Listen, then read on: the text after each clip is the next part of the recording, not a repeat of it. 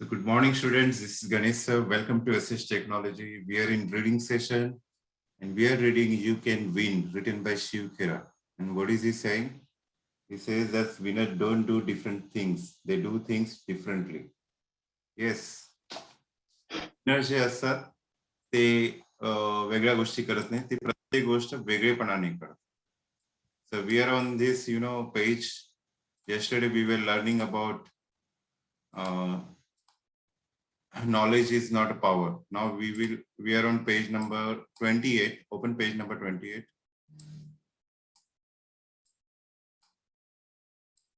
And let's understand this concept.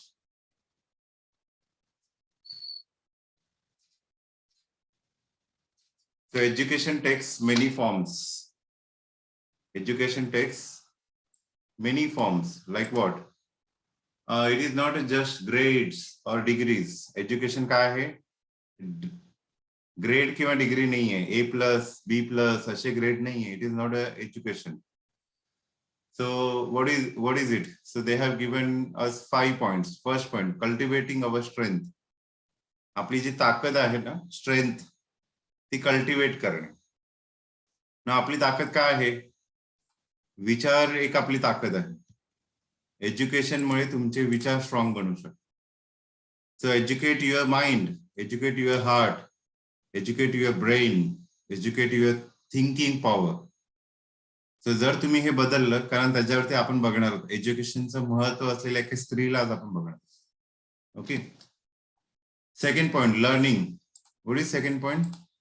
Learning self discipline. Self discipline खूप महत्वाची आहे. शिस्त. स्वतःहून स्वतःला शिस्त लावणे हे सगळ्यात अवघड गोष्ट आहे. It's a very difficult thing. Self learning माहिती आहे तुम्हाला केवढी मोठी गोष्ट आहे. आपल्याला सेल्फ डिसिप्लिन जनरली काय होतं माहितीये, डिसिप्लिन लावण्यासाठी आपल्याला कोणीतरी शिक्षक लागतो, कोणीतरी व्यक्ती लागतो. जसं मिलिटरीमध्ये गेला तर कमांडर असतो तुमच्या मागे, कोच असतो मागे, तो तुम्हाला डिसिप्लिन लावतो. No don't stand like this, stand like this, don't sit there, do your work, पटापट सांगणारे व्यक्ती असतो, तो डिसिप्लिन लावून देतो आपल्याला. पण अशी व्यक्ती आपल्या जीवनात नसेल तर आपल्याला सेल्फ डिसिप्लिनची जास्त गरज आहे. तुम्हाला स्वतःहून स्वतःला शिस्त लावणे गरजेचं आहे.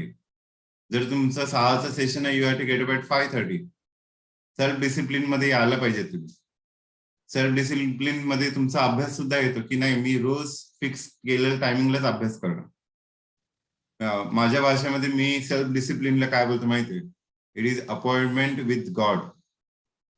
मी देवाला दिलेला वेळ आहे तो, आणि मग त्या वेळेमध्ये देव माझी वाट बघत असतो. जर मी ठरवलंय की मी 6 ते 8 अभ्यास करणार, तर it is self discipline. And तो जो टायमिंग आहे that is perfect time, that is appointment with God. त्यावेळेत मी देवाला भेटणार. म्हणजे काय, तर त्यावेळेत मी अभ्यास करणार. तर तुम्ही जर हा टायमिंग फिक्स केलेला आहे तर त्यावेळी कोणीतरी वाट बघते. कोण वाट बघते? बुक्स, पुस्तकं तुमची वाट बघतात. Because you have given your commitment, right? So commitment तुमची महत्वाची आहे. So learning self discipline. Third, listening, ऐकणे. ऐकायला पाहिजे. आता काय ऐकायला पाहिजे? गाणी, युट्यूब, न्यूज. इथे लिसनिंग म्हणजे काय दिलेलं आहे? इथे लिसनिंगचा अर्थ दिलेला आहे की जे एल्डर्स सांगतात आपल्याला, त्यांचे जे अनुभव असतात ते ऐका. लिसनिंग खूप महत्वाचं आहे, कारण त्यांचे जे अनुभव असतात ते तुमचे सफरिंग कमी करते. तुम्ही कॉलेजमध्ये गेलात, साई, कॉलेजमध्ये गेलास तू आणि तिथे तुझ्यापेक्षा मोठी मुलं आहेत. सपोज तू 11वीला गेलास आणि तिथे तुला 13वी 14वीची मुलं मिळतात. तर ते जे सांगतील ना, अरे तो असा अभ्यास कर, तुला हे सोपंच आहे. तर हे जेव्हा आपण त्यांचं ऐकतो, आपण त्यांचं काय ऐकतो? कारण का आपल्याला वाटतं अरे हे लोक आपल्यामधूनच गेलेत ना, मग आपल्याला त्रास कमी होईल. मग सेम थिंग आपल्या जीवनामध्ये ज्यावेळी मोठी लोक आपल्यासोबत असतात, ते जेव्हा आपल्याला सांगत असतात की नो डोंट डू दिस, त्यावेळी आपण ते नाही करत, आपण नाही ऐकत, आणि मग त्याचं सफरिंग तुम्हाला होतं पुढे. सो जर तुम्ही ऐकायला सुरू केलं, पहिलं ऐका काय बोलतो समोरचा माणूस. Start listening. जो ऐकतो तोच पुढे जाऊन बोलू शकतो. पहिला ऐकायला पाहिजे. लहान असताना तुम्ही ऐकलं, आई वडिलांची भाषा ऐकली म्हणून मराठी बोलू शकता.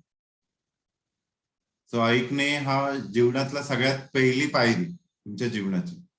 जर तुम्हाला यशस्वी व्हायचं असेल तर नेहमी ऐका, दरवेळेस ऐका.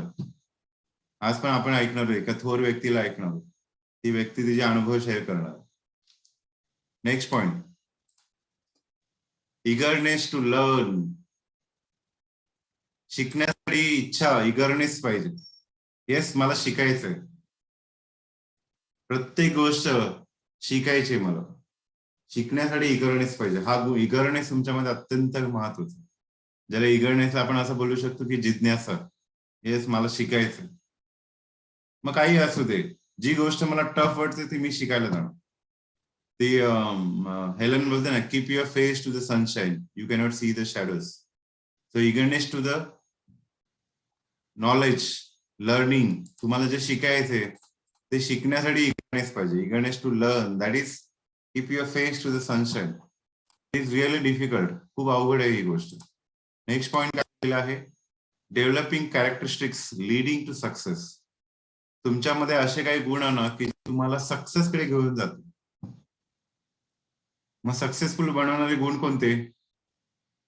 झोपेवरती नियंत्रण, खाण्यावरती नियंत्रण, तुमच्या बॉडीवरती नियंत्रण, या सगळ्या गोष्टी आहेत. तुमच्या मनावरती नियंत्रण.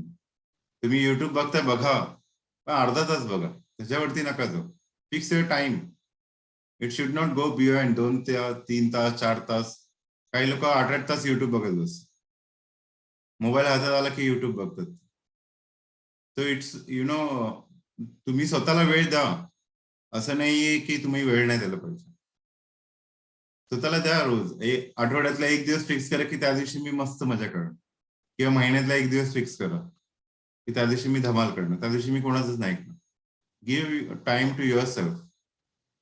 कोणी तिथे थांबवत नाही तुम्हाला, पण तुम्ही तुम्हाला सक्सेसफुल करण्यासाठी लागणारे जे गुण आहेत ते आणायला पाहिजे. मग तुम्हाला सक्सेसफुल करणारे गुण कोणते कोणते गुण आहेत? जे तुम्हाला दिलेले आहेत ना, ह्या लिस्ट आहे. Cultivate, learn, strength, discipline, listening, eagerness to learn, हे बेसिक गुण दिलेले आहेत. आणि आणखीन काही गुण तुम्हाला डेव्हलप करायचे, जे तुम्हाला सक्सेस कडे लीड करू. नाव लास्ट लाईन बघा काय दिले. Our minds are like muscles. Muscles माहिती आहेत ना? बॉडी बिल्डर पाहिलं तुम्ही?